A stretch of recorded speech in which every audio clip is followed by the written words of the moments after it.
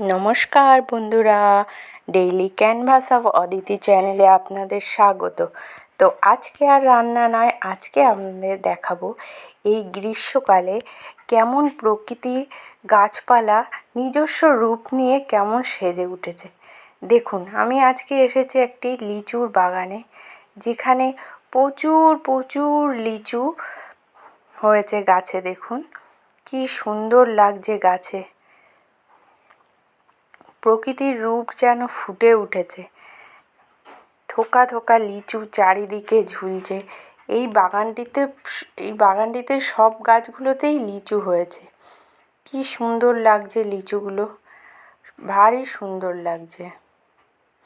গাছগুলোতে এই গাছগুলো কিন্তু প্রত্যেকটি গাছ নিচু, একদম নিচু। দেখুন, হাতের নাগালের সামনে থোকা থোকা লিচু হয়েছে।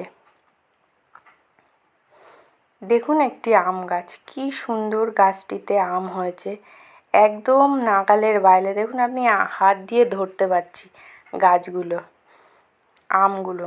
এটি হলো ল্যাংড়া আম, এই আমটার নাম হলো ল্যাংড়া আম। কাঁঠাল গাছটাতে দেখুন কাঁঠালগুলো হয়েছে, কাঁঠালগুলো আমার নাগালের সামনে, একদম হাতের সামনে। আর এই একটি গাছ, এটি হলো ফলসা গাছ। এখানে এইগুলো ফলসা ফল, আপনারা চেনেন কি না আমি জানি না।